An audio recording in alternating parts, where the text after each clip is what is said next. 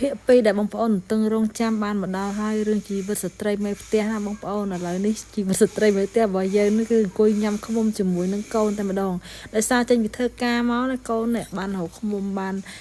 ខ្មុំនោះមិននៅឆ្ងាយទេបងប្អូននៅក្រោយផ្ទះខ្លួនឯងតែម្ដងនឹងដើមចំពោក្រោយផ្ទះជាប់នឹងផ្ទះតែម្ដងណាគេទៅយកខ្មុំយកអីរៀងកាចរៀងឆ្លើយដាក់ខ្មុំដែរណាមើលទៅសើធ្វើដៃធ្វើអីដាក់ខ្មុំហើយបានមកដល់សាច់ឡើងខ្ចីលហក់តែម្ដងហើយធូបនៅលើតុនេះគឺជាធូបដែលគេយកទៅយកខ្មុំគេអុជធូបឲ្យមានផ្សាយមានអីយើងខ្មុំវារត់វាអីចឹងណាបងប្អូនខ្ញុំម្នេះឃើញកូនខ្មុំល្អពេកណាក៏ជួយអាំងជួយអីទៅតាមពិតកូនខ្ញុំក៏វាចេះធ្វើខ្មុំដែរប៉ុន្តែក៏តែជួយអាំងឆាប់បានហូបដោយថាមកពីធ្វើការនេះឃ្លានដែរចឹងណាកាត់ទឹកចេកកាត់អីមកលាងទឹកចេកខ្មុំនេះក៏យើងលាងដែរពេលយើងយកខ្លាចវាប្រឡាក់ដីប្រឡាក់អីហើយណាមួយបើយើងលាងទៅពេលយើងប្រឡាក់គ្រឿងគឺថាវាចូលជាតិគ្នាវាចូលជាតិជក់ទឹកល្អអញ្ចឹងណាបងប្អូនចូលជាតិបើសិនជាយើងអត់លាងទឹកទេគ្រឿងដោយគ្រឿងហើយគ្រឿងនេះដែរគឺយើងអត់ប្រឡាក់អីច្រើនទេដាក់តែម្សៅស៊ុបខ្នុរឬជាការស្រេចហើយកូនរបស់ខ្ញុំនេះវាខានលខ្ទឹមលអីបន្តបន្ថែមទៀតទីរដាក់ម្ទេសប៉ុន្តែម្ទេស4-10គ្រាប់ម៉ែវាស៊ីលេងអស់លេងហើយបន្ទាប់ពីដាក់គ្រឿងប៉ុណ្ណេះហើយគឺគេរៀបចំខ្ចប់ឲ្យបងប្អូនខ្ចប់ដងគេអាំងគេខ្ចប់អីត្រឹមត្រូវថ្ងៃនេះគេថាបញ្ញាផងអីផងគេខ្ចប់មកជាហៀងខ្ចប់មកជាហៀងវាលឹកចេកនៅចំហនៅឡើយទេហើយក៏ដាក់អាំងតែម្ដងទៅហើយបន្តមកទៀតនេះគេយកទឹកខ្មុំតែទឹកខ្មុំអត់ច្រើនទេមិនតិចខ្លាំងមែនតើប្រហែលជា3ស្លាបព្រាទេបងប្អូនដោយសារតែវា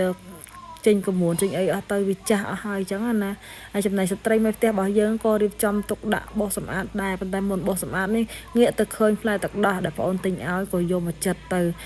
ហើយភ្លក់សាក់មើលបងប្អូនហិតផងអីផងភ្លក់ទៅម៉ែឲ្យជូរបាច់ដាក់បាច់យកទៅបោះចោលតែម្ដងហើយក៏ទុកចោលលើតុនឹងសិនទៅធ្វើការងារអីផ្សេងទៀតទៅណាការងារនិយាយថាអត់ខ្វះទេបងប្អូននៅច្រើនណាស់ធ្វើអត់អស់ទេម្នាក់ឯងការងារផ្ទះម្នាក់ឯងតែម្ដងហើយពូតទឹកខ្មុំមិនតាន់ហើយផងក៏ជួយពូតទៅតិចពេកគាត់ទៅរកដបដាក់ទឹកខ្មុំបាត់អាកដបគាត់រកដងហ្នឹងវាបាត់ព្រោះបានបន្តិចដាក់កណ្ដងបន្តិចទៅប៉ុន្តែមិនវិញដែរអត់ដឹងដាក់ឯណាអញ្ចឹងដល់រួចចឡើងពេញផ្ទះហើយខ្ញុំពូតឲ្យទៅពូតរួចនេះមកមើលខ្មុំអាំងរបស់យើងឆ្អិនណាយើងអាំងក្នុង air fry ដល់ពេលអញ្ចឹងទៅវាស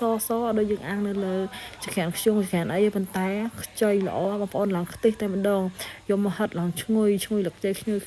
ងុយខ្មុំ